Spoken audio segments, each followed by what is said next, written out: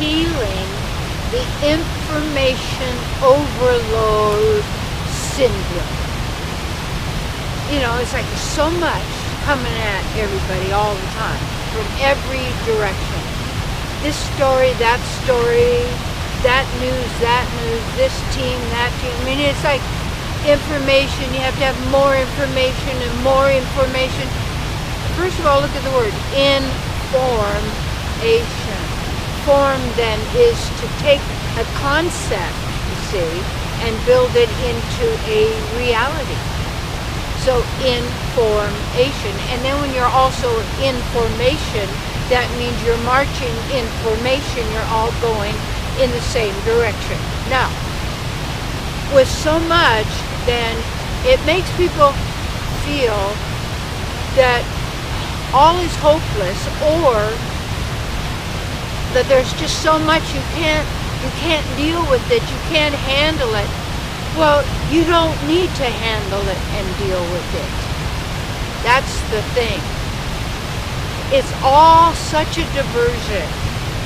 And the diversion is to generate those thought forms manifesting as if they're really true in reality, when our divine spiritual reality is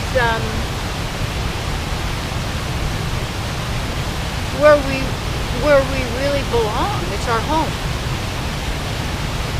So that with all the information coming all the time, and everything on it says it's more complicated or more mechanical, or we'll take care of it for you, you don't have to do it, you got to have all this insurance, you got to have all these things. Okay, this is not natural,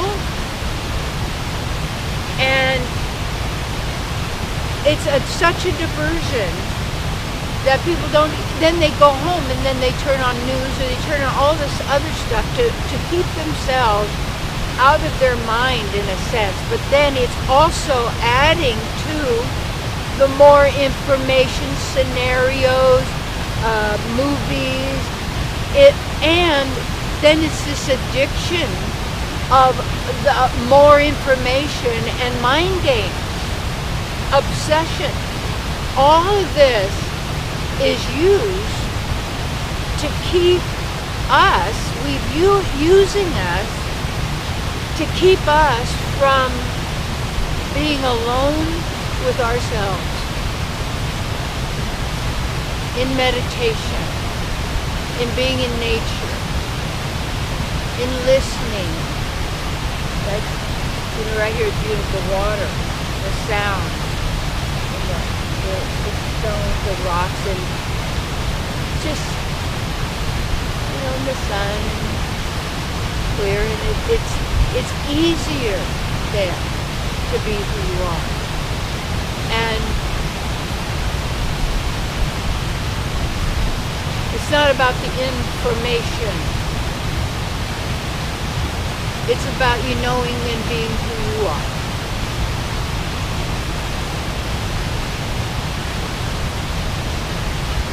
And so if you find that you're in the overload, then just come to the center, to the truth.